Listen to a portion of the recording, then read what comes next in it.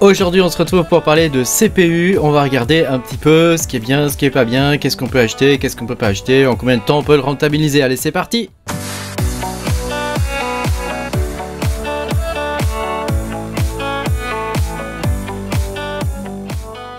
Bonjour à tous, je suis très content de vous retrouver aujourd'hui pour cette nouvelle vidéo où on va parler du mining par CPU.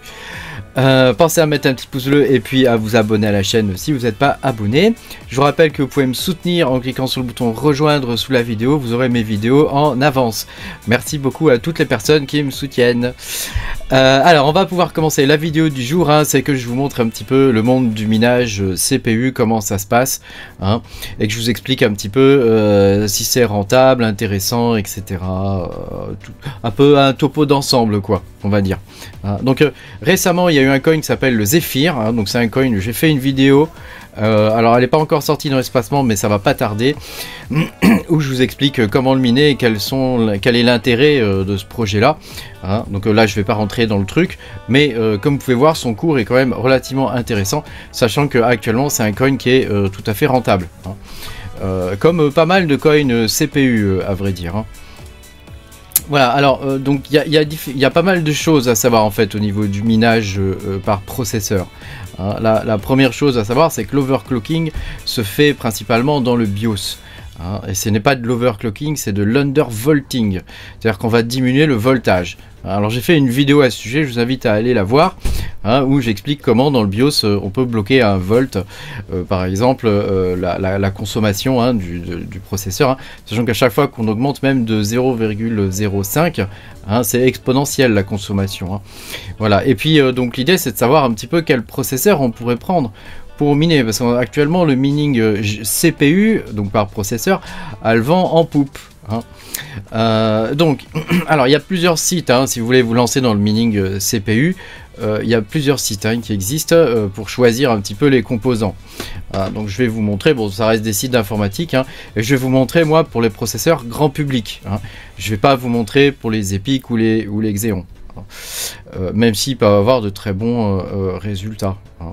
Mais voilà, je veux quand même vous faire voir déjà avec des processeurs plus classiques ce qu'on peut obtenir. Alors déjà, je vais vous montrer que pour AMD parce que je maîtrise pas du tout les Intel.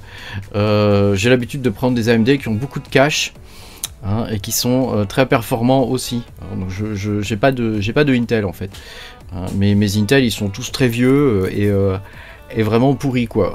Donc voilà. Alors donc on va chercher plutôt du côté des Ryzen 9, hein. Pour savoir un petit peu quel est le plus intéressant, sachant que la série 3000 n'existe plus. Donc vous pouvez toujours en acheter, mais ça devient très difficile sur le Bon Coin, pareil, pour ne citer que ce site-là, hein. Vous pouvez en trouver peut-être sur eBay ou ailleurs, hein. Mais disons que voilà, vu les prix qui sont pratiqués sur ces processeurs-là, est-ce que c'est vraiment intéressant ou pas, c'est à vous de juger. J'ai fait un tableau Excel que je vous ferai voir après, qui récapitule un petit peu toutes ces données et qui permet d'avoir un petit peu une idée du choix, quoi. Hein, voilà. Après vous avez donc ce site qui s'appelle Draw Préférences, hein, qui vous permet de choisir un petit peu, enfin de voir en fonction des processeurs quels sont les prix les plus bas pratiqués, hein, sachant que ça peut être dans toute l'Europe, hein. Vous avez aussi ce site, hein, donc je vous ai déjà présenté tout ça, mais pour les GPU, hein, mais ça marche aussi pour les CPU, hein, donc c'est NID avec 3 E. Hein, n'est-ce pas, qui permet de voir le prix de tous les processeurs Intel et AMD, hein. Donc vous avez tous les prix les plus bas avec une courbe, hein. Donc comme vous pouvez le voir, actuellement au niveau des processeurs, la courbe elle est plutôt descendante au niveau du prix, hein, dans le sens où je pense qu'ils ont du mal à vendre leurs processeurs, hein. Je pense qu'ils ont du mal à les vendre, hein. Vous voyez même le 7950 en ce moment on est vraiment sur un plus bas. Donc ça peut être le moment de choisir ce processeur là. Après vous avez un site xmbrig.com/benchmark qui vous permet d'avoir les performances du processeur. Alors faites attention quand même, hein, ce sont des performances dans des conditions particulières, hein. Parfois certains obtiennent des scores de ouf parce que ils ont du water cooling de malade, etc., etc. Donc faites attention quand même aux chiffres qui sont donnés ici, hein. Donc ça c'est le H en seconde. On a quand même les pics 7,83 avec 64 cœurs, hein, qui montent quand même à 100,3 kHz. Sachant qu'un 5009, il est à 14 kHz à peu près, quoi. Donc je te laisse imaginer la puissance du bousin, quoi. Voilà, ici tu fais CTRL F, puis tu recherches ton processeur. Par exemple, si tu as un 5950, tu vois ici, c'est un processeur 16 cœurs et tu peux obtenir jusqu'à 23. Alors c'est dans des conditions particulières, sachant que pour Random X, la mémoire joue beaucoup. Alors il y a un autre truc qu'il faut savoir justement au niveau du minage processeur, c'est que il n'y a pas que le processeur qui compte. Pour certains coins qui utilisent certains types d'algorithmes comme Random X pour Monero, XDAG ou Zephyr, il faut déjà utiliser le dual channel de la mémoire, ce qui va permettre d'augmenter considérablement ton hash rate, et aussi la vitesse de la mémoire joue beaucoup. Sachant que dans le BIOS, habituellement on désactive XMP. Voilà, j'avais fait une vidéo sur comment undervolt, mais je préfère le répéter au cas où, parce que évidemment le nerf de la guerre c'est la consommation. Si tu as un processeur qui consomme 300 watts et que tu mines à 14 kHz, tu vois, ça va pas être très intéressant. Donc il te faut aussi t'équiper d'appareils qui puissent mesurer la consommation à la prise. Parce que même des outils comme Ryzen Master, ils vont pouvoir te donner la consommation approximative du processeur, mais ils vont pas te donner la consommation totale du système. Or nous c'est la consommation totale du système qui nous intéresse. Et quand on rajoute une barrette mémoire, ça consomme plus. Donc rappelle-toi que c'est extrêmement variable, on trouve très peu d'informations sur internet, donc il faut arriver à bidouiller et à faire sa sauce, quoi. C'est pas toujours très simple. On a le site d'un de mes confrères nord-américains, Rapid Mining, qui est très bien, où on peut avoir déjà des estimations de hash rate. Alors certains trucs sont bons, d'autres sont faux. Par exemple, tu vois, sur un 5900X, tu as plus que ça, tu as 13,9 en fait là. Tu as 13,9, tu as pas 9, quoi. Et il consomme pas 125, il consomme 110 avec les bons OC. Donc tu vois, il faut faire très attention à ce que tu vas lire, parce que les informations qu'on trouve sont pas toujours bonnes. Par exemple, hashrate.no, ils ont une section dédiée maintenant au CPU. Mais c'est pareil, les informations sont pas toujours fantastiques, sachant que eux ne te donnent même pas la conso, ils te donnent juste le hash rate, quoi. Et à partir de là, ils se basent pour calculer ton profit. Sachant que par exemple pour un 3900X, tu vois, si on va ici, il va te donner quoi comme info? Il te dit qu'il mine à 12,6 kHz, et puis c'est tout, quoi. C'est tout. Donc il te dit pas combien il consomme. On connaît pas vraiment le calcul qui est fait pour arriver à ça. Si il te dit qu'il consomme 110 watts là. Bon, si c'est vrai, c'est 110 watts.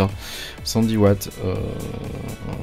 Bon, après voilà, c'est à toi de voir. Il faut arriver à faire sa sauce. C'est pas toujours évident.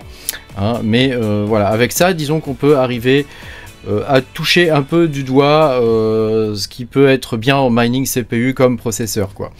Donc moi je suis en train de vendre, je t'explique aussi pourquoi je fais cette vidéo là, je suis en train de vendre toutes mes cartes AMD, donc il m'en reste 5, j'en ai vendu 4, et je vais remplacer mes cartes par des processeurs, sachant que pour monter un système, grosso modo, une carte je la vends à peu près 250 balles environ, c'est des 6700 XT, donc je vais récupérer quelque chose comme je sais pas, pour 2 cartes je vais récupérer 500 balles, quoi. Donc dans l'idéal c'est bien si j'arrive à monter un système complet pour 500 balles, tu vois. Donc voilà, je te montre un petit peu les prix. Donc le 3900 et 3950X, tu ne les trouveras que sur des sites de vente aux enchères ou des sites d'occasion, quoi. Donc j'ai regardé les prix, grosso modo on tourne aux 230 et 350 ici pour le 3950. Ensuite ici, donc là par contre là tu les trouves en neuf ou sur Amazon Warehouse par exemple, où tu peux avoir des bons prix, je dis ça comme ça. Voilà, donc moi par exemple j'ai des 5900. Donc à l'époque j'avais payé 430 je crois, et ils ont perdu 100 balles. Donc tu vois, ça décode pas non plus très vite les processeurs, donc c'est quand même assez intéressant parce que les cartes graphiques, dès qu'il y a une nouvelle génération qui sort, ça décote extrêmement vite. Voilà, sachant que tu vois, les 7900, ils sont qu'à 439. Hein, donc c'est déjà très intéressant, je trouve, comme prix pour des processeurs, quoi. Voilà, après j'ai pris des cartes graphiques, donc la moins chère. Hein, donc tu vois, là j'ai pris une B450M pour cela, hein, pour le socket AM4. Hein, et puis pour le socket AM5, les prix ont pas mal baissé. On arrive à trouver des cartes aux environs de 130, 140, 150 euros, quoi. Voilà. En DDR, donc là j'ai pris de la DDR5. Alors évidemment la DDR est importante, hein, pour le mining, hein, en particulier la latence et la vitesse d'horloge. Donc c'est des éléments à prendre en compte quand tu achètes de la mémoire, surtout si tu comptes miner des trucs comme le Zephyr, XDAG ou du Monero. Bon, moi j'ai jamais miné de Monero, mais si tu veux miner du Monero, disons que voilà, ça peut être pas mal, quoi. Après il y a d'autres algos comme Ghost Rider par exemple pour le RTM, où une seule barrette de RAM suffit. D'ailleurs, si tu mines ce type d'algorithme, ne garde pas 2 barrettes de RAM, tu en enlèves une, tu consommeras moins. Tu consommeras 10 à 15 watts de moins quand même. Hein, quand même, c'est pas négligeable. Hein. Moi, c'est ce que je fais quand je dois miner des algos. Je vois par exemple en ce moment, il y a le même HV2, n'est-ce pas? Le même HV2, il n'a pas besoin d'avoir 2 barrettes de RAM. Donc j'y vais et je vire une barrette. À chaque fois, je redémarre et je suis reparti, quoi. Voilà. Ensuite, j'ai compté donc la mémoire. Donc évidemment, la DDR4, elle est vraiment pas chère maintenant. Hein. Il y a encore un an, on a trouvé les 2 barrettes de 8 Go à 70 balles. On les trouve à 40 balles en ce moment. Donc c'est vraiment pas cher, on trouve à 100 balles, hein, les prix ont beaucoup baissé, donc ça devient intéressant de pouvoir monter ce type de système. Voilà l'alimentation, donc j'ai compté une alimentation pour 2 cartes mères. Hein. Donc quand je fais le calcul du prix total, tu vois, ici je divise l'alimentation par 2, hein, puisque avec un split sur le 24 pins, on peut avoir 2 cartes mères. Voilà. Après, il y a d'autres techniques, hein, qu'on peut utiliser pour alimenter, mais moi j'aime bien procéder comme ça. Je trouve que c'est la manière la plus safe, quoi. Sachant que faites attention, un processeur peut consommer pas mal. Hein. Ça peut monter à 300 watts, hein, pour certains processeurs. Hein. Là, on parle pas des petits Ryzen, hein, c'est des Ryzen 9, hein, donc ça envoie de la. Hein, si tu laisses le truc à fond, hein, déjà il va chauffer à mort, et en plus il va consommer tout ce qu'il peut, quoi. Hein, donc faut y aller tranquillou, quoi. Hein. Il faut pas prendre une alim de 400 watts. Hein. Hein, tu dois alimenter 2 systèmes, donc il te faut à minima une alim de 750 watts. Ok, donc là ça c'est le prix pour une alimentation de 750 watts Corsair. Voilà, c'est la version 2023 pardon, avec la nouvelle prise, hein, pour les nouvelles cartes graphiques, etc. Donc voilà, après c'est moi j'ai pris ça parce que j'aime bien avoir des alimentations modernes et qui sont efficientes. Tu payes ça en moins en électricité, quoi. Ici j'ai mis le H, hein, donc ici tu vois ça va crescendo, hein, tu vois le 3900 on est à 12,6, hein, ensuite on est à 13,6 pour le 3950, pour le 5009, donc c'est ce que j'ai moi, on est quasiment à 14, pour le 5950 on est à 15, hein, sachant qu'avec des bonnes barrettes mémoire tu arrives à monter à 17, hein. Pour le 7900 on est, alors là tu vois il y a un bond quand même, hein. On est à 19,3 avec les bonnes OC et les bonnes barrettes mémoire, attention. Hein. Et avec le 7950, on est à 26 kHz. Hein, donc on a quasiment... non, on a le double. On a exactement le double d'un 3009. Hein, donc c'est quand même... même quasiment d'un 3950. Hein, donc c'est quand même pas... Il est quand même pas mal ce processeur. Hein. Alors tu vois, j'ai mis le prix, hein, une configuration complète. Pour un 3900, ça coûte 411 € avec ça là. Hein. Par contre, une configuration complète pour un 7950, sachant que tu dois en avoir 2, hein, ça c'est les prix calculés pour 2, ça coûte 919 €. Donc on est quand même sur des prix, on n'est pas du tout sur la même fourchette de prix. Tu en as 4 ici pour 2 ici. Après, au niveau du H, au final, tu seras sensiblement pareil, quoi. Tu comprends, pour le même prix, tu auras à peu près au final le même H, quoi. Hein. Par contre, il y a un endroit où ça change, c'est en termes de consommation. Donc là, je t'ai mis la consommation avec l'undervolt à 1 volt pour le processeur. Hein. Sachant que sur le 7950, tu peux descendre à 0,95, 0,97. Ça peut bien le faire, quoi.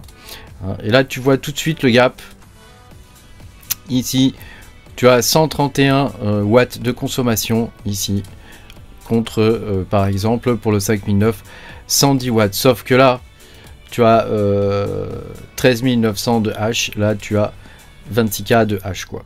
Donc tu vois, il y a une différence absolument gigantesque. Donc au niveau de l'efficience, évidemment, le plus efficient. Alors c'est toujours comme ça, hein. On va pas refaire la roue, hein. Chaque fois qu'un nouveau processeur sort, il a une filet gravée plus finement. Donc forcément, il va consommer moins. On pourra mettre plus de transistors sur le même espace, etc. etc. Donc bon, tout ça c'est logique. Mais tu noteras quand même qu'il n'y avait pas une si grosse différence que ça entre les séries 3000 et 5000, alors qu'avec la série 7000, il y a quand même un gros gap au niveau de la puissance de hash et de l'efficience, quoi. Donc là, tu vois, on a une efficience qui est quasiment à 200, alors que, par exemple, pour le 3900, on est sur une efficience qui est aux environs de 114, quoi, voire 108 hein, pour le 3950. Hein. Donc c'est pas le meilleur, hein, celui-là. Hein. Alors après, tout dépend de ce que tu cherches. Hein. Si tu veux avoir quelque chose avec un prix du hash le moins cher possible, hein, ça sera le 3900 en le trouvant d'occasion. Là, je l'ai mis à 230, mais si tu arrives à le trouver à 200, bah, c'est encore mieux. Hein. Sachant que ils sont vite vendus. Hein. Moi, j'ai jamais réussi à en avoir un seul. Hein. Voilà. Après, comme tu peux le voir, le prix du hash au final. Hein, donc c'est-à-dire grosso modo tu prends la colonne du prix hein, et tu la divises par le hash rate, hein, ça te donne 0,035 hein, donc en termes de prix au hash hein, le meilleur, le second meilleur hein, c'est le 7950 hein. Donc pour moi en termes de processeur à choisir pour miner, après moi je te dis ça moi je vais sûrement en acheter un ou deux histoire d'eux, mais et je vais en mettre un dans mon PC de bureau, hein, celui qui me sert à enregistrer les vidéos, hein, parce qu'il faut se faire plaisir quand même, hein, voilà.